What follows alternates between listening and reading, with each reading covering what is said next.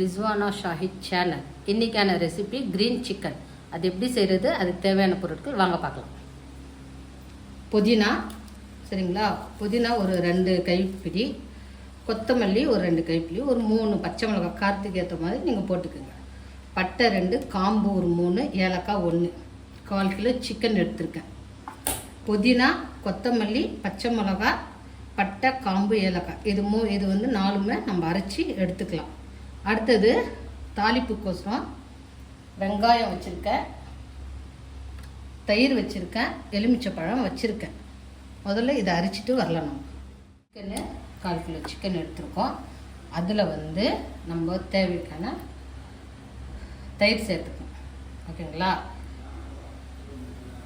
தயிர் சேர்த்துட்டு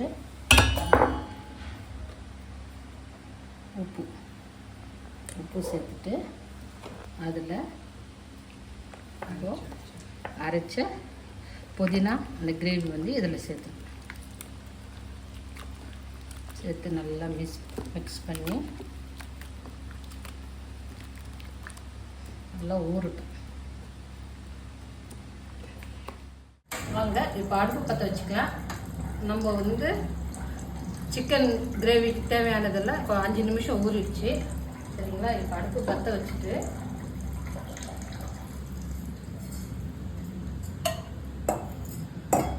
சூடாகிடுச்சு வானல். நம்ம எண்ணெயை சேர்த்துக்கணும்.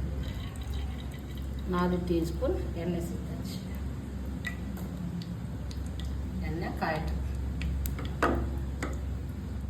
காஞ்சிடுச்சு. வெங்காயத்தை போடணும்.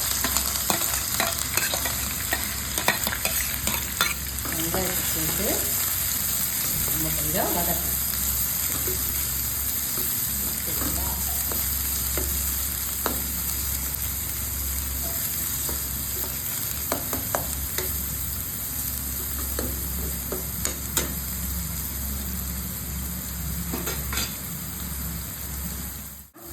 வதங்கட்டும். சரிங்களா? கொஞ்சம் ப்ரௌன் கலராக வதக்கும்.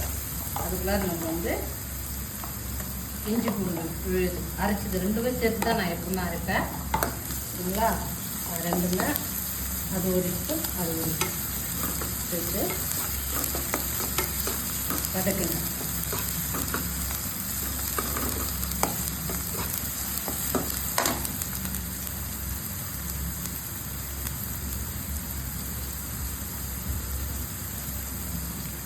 உப்பு சேர்த்துக்கலாம். ஏன்னா நம்ம ஏற்கனவே மசாலாவில் உப்பு சேர்த்து இருக்கோம். சரிங்களா? அரைக்கிறப்போது நம்ம எல்லாமே அரைச்சி எல்லாமே சேர்த்துருந்தோம்ல சிக்கனில், அதில் வந்து ஏற்கனவே கொஞ்சம் ஊறத்துருக்கோம், உப்புலாம் சேர்த்துருக்கோம். இதில் கொஞ்சம் உப்பு போடணும். நல்லா வதக்குங்க.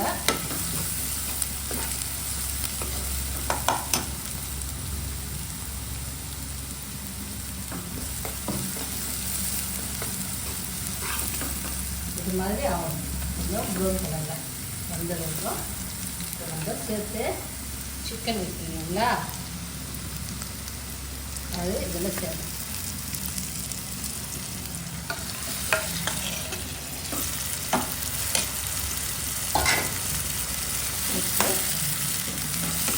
நல்லா மிக்ஸ் பண்ணி விடுங்க. மிக்ஸ் பண்ணி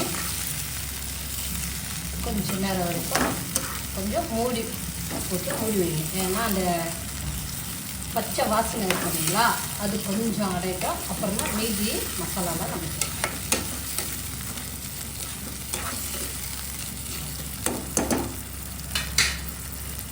பண்ணிவிட்டு, சரிங்களா,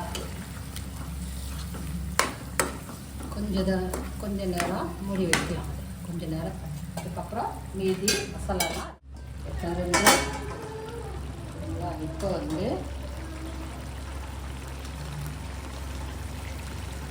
மிளகாய் தண்ணி இருக்குங்களா, அது சேர்த்துக்கோங்க.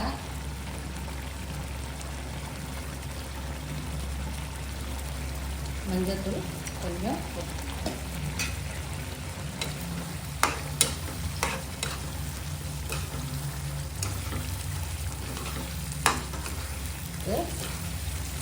நல்லா பரட்டி விடுங்க.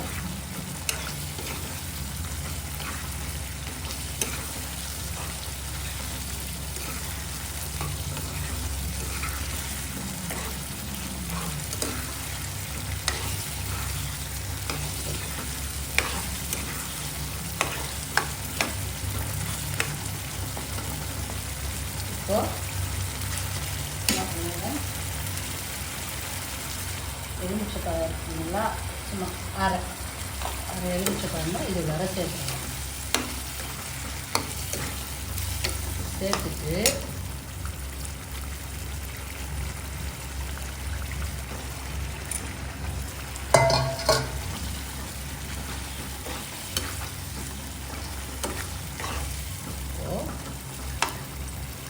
உப்பு இருக்கா இல்லையான்னு கரெக்டாக பார்த்துக்கணும்.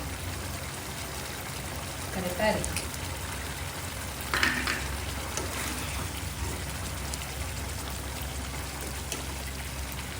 அடுத்தது பாதாமும் முந்திரியும் கொஞ்சம் அரைச்சி நான் வச்சுருக்கேன். சரிங்களா, அதை பாருங்கள்.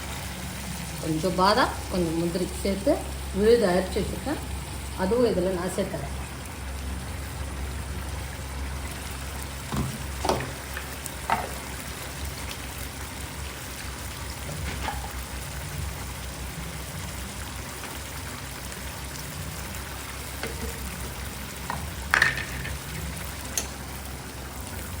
ஸ்லோவிலே இருக்கும். சேர்த்து நல்லா பரட்டி விடணும். கொஞ்ச நேரத்தில் ரெடி ஆகிடும். இதுக்கு வந்து சப்பாத்தி மாவு நான் ஏற்கனவே வந்து பிசைஞ்சு வச்சுருக்கேன். இப்போது இது நல்லா இன்னும் ஒரு 5 நிமிஷத்தில் ரெடி ஆகிடும். சரிங்களா, ஸ்லோவே இருக்கட்டும். மூடி வைக்கலாம். சப்பாத்திக்கு மாவும் நான் பிசைஞ்சு வச்சுருக்கேன். சரிங்களா, நல்லா சாஃப்டாக வந்திருக்கு. கிரேவி ரெடியாக இருந்தால் நான் சப்பாத்தி போட்டு எடுத்துருவேன். ஸோ கிரேவி ரெடி ஆகிடுச்சு. ஓகேங்களா, பாருங்கள் நல்லா ரெடி ஆகிடுச்சு. இதில் லைட்டாக கொஞ்சம் ஒரு 2 ஸ்பூன் நெய்யை போட்டிங்கன்னா டேஸ்ட்டு செம்மையாக இருக்கும். நல்லா வாசனையாகவும் இருக்கும். நல்லா வந்து டேஸ்ட்டு இன்னும் கொஞ்சம் எடுத்து நமக்கு கொடுக்கும். அதே மாதிரி